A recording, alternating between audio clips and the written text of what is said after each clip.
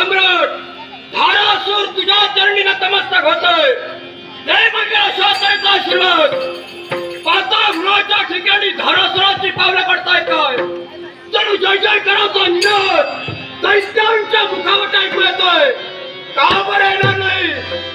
आणि यासाठी कैलासीला शिवशंभूची भक्ती केली. भक्तीवर शिवशंभू प्रसन्न झाला आणि त्याने वरदान दिले. या विश्वाच्या ठिकाणी हे धारासुर दैत्य तू अमर अजिंक्य आहे. देव अदृश्य झाला. त्याच दिवसापासून मनाच्या ठिकाणी लागलेली एकाच प्रतिशोधाची आग ती कोणत्याच आहे? हे दानवा दैत्य कुलात तुझा जन्म होय आणि दैत्य कुलाचा उत्कर्ष साधण्यासाठी देव दानव जणू सापत्य बंधुत्वाचं नातं असताना सुद्धा होय कपटाचं आचरण करून ज्या ज्या देवतांनी पूर्वजन्माचा सूड घेण्यासाठी होय काही वेळा देवतांवर सुद्धा स्वारी केली. पण काय त्याचा उपयोग? जीवनात धारासुराच्या अपयश एकसारखं अपयश आणि अपयश येऊ लागलं.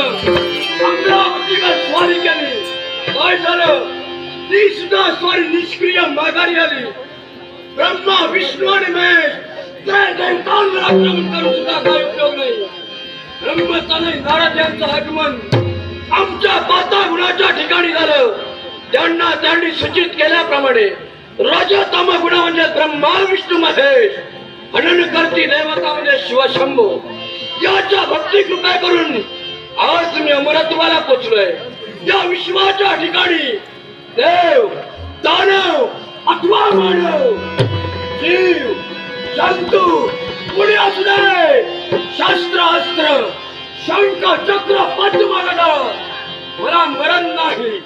देव अदृश्य झालंय आणि याच अमरत्वाच्या जीवावर या धारासुराची एकच इच्छा त्याची कोटी देवतातील होय त्याची कोटी देवतातील एका तरी देवतेला मी नामरण करेन.